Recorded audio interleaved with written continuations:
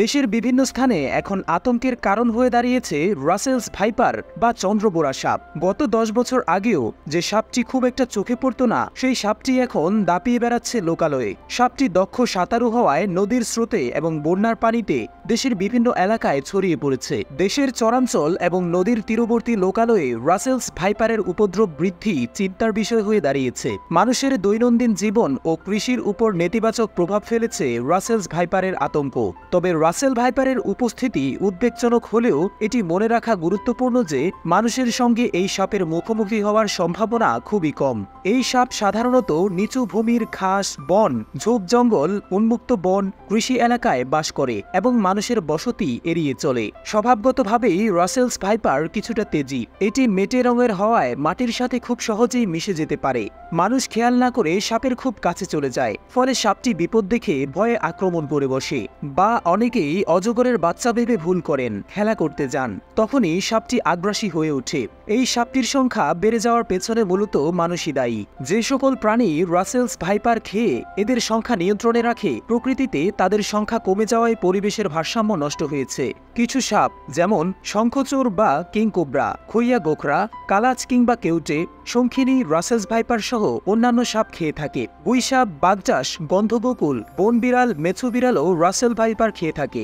এছাড়া তিলা, নাগ, ঈগল, সারস, মদনটাক Russell's viper খেতে পছন্দ করে। এরা রাসেলস ভাইপারের সংখ্যা নিয়ন্ত্রণে রাখে। খাদ্যচক্রের শিকারী এই প্রাণীগুলোর মধ্যে সবচেয়ে বেজিকে সাপের শত্রু বলে গণ্য করা হয়। এরা দ্রুত প্রতিক্রিয়াশীলতার দ্বারা সাপকে পরাস্ত করতে পারে। কিন্তু দিনে দিনে নগরায়নের ফলে হুমকিতে পড়েছে মানুষের উপকারী প্রাণী বেজি।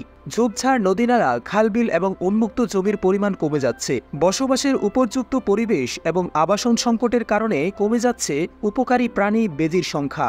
বেজি যে অঞ্চলে থাকে সে অঞ্চলে সাপ থাকে না। বিষধর সাপ, ব্যাঙ, পোকামাকড় এবং বিভিন্ন ধরনের কীটপতঙ্গ খেয়ে বেজি পরিবেশের ভারসাম্য রক্ষায় অসামান্য অবদান রাখে। বন্যপ্রাণী দেখলেই তা নিধন করার প্রবণতার কারণে অকারণে বন্যপ্রাণী হত্যা, এদের আবাসস্থল ধ্বংস করা সহ বিভিন্ন কারণে দেশের সর্বত্রই রাসেলস ভাইপারের শিকারী প্রাণী আশঙ্কাজনকভাবে কমে গেছে। ফলে রাসেলস ভাইপারের সংখ্যা অত্যাধিক হারে প্রকৃতিতে বেড়ে গেছে। অবশ্য এরই মধ্যেই রাসেলস ভাইপার নিয়ে আতঙ্কিত না হয়ে সচেতনতা বাড়ানোর পরামর্শ দিচ্ছে বন বিভাগ।